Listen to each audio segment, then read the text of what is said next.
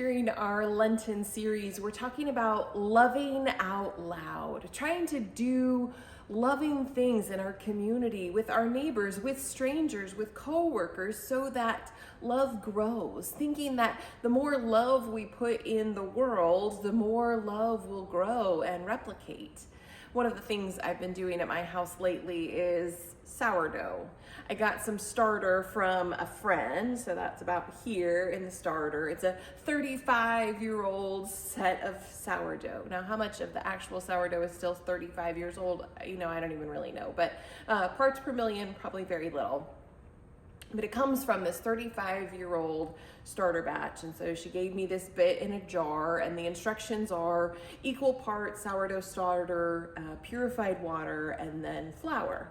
So if I add in the water and the flour, then I let it sit, and the yeast spores basically spread to the new flour and the yeast spores there and activate them and creates more starter. So this then doubles, and I can have it, and I take half off and I use that to make a loaf of sourdough bread, and then I still have more. And then I have to feed it the next day. I have to add more water and more flour, and I create more again. I do it 1 to every 2 days because I don't really need a loaf of bread every day, nor can I give away that much. And you can also put it in the fridge, and then it slows the whole thing down, and then you only have to feed it once a week.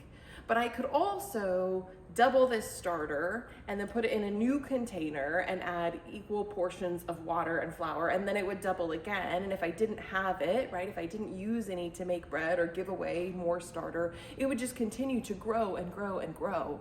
And I want us to think about love in that way, that it starts as just a spore. And actually, if you know much at all about sourdough, or maybe, I guess if you don't, here's the tidbit of information.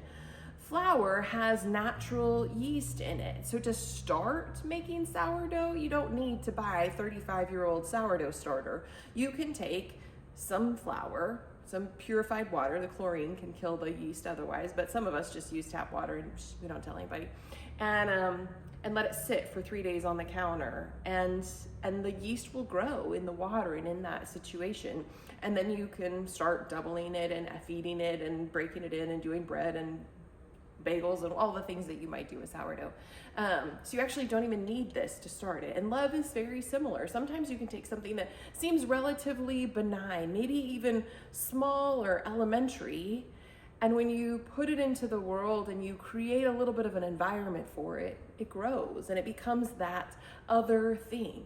My hope for us throughout Lent is that we are planting seeds of love, that we are spreading the yeast of love so that it might grow, that we are creating more conditions where it can replicate and duplicate, and we double it in size and double it in size and double it in size. And if all of us together are putting more love into the world, if we are doing concrete things every day to create love, foster love, nurture love, and grow love, there will be more love around us. And I venture we'd all agree we could use more love around us.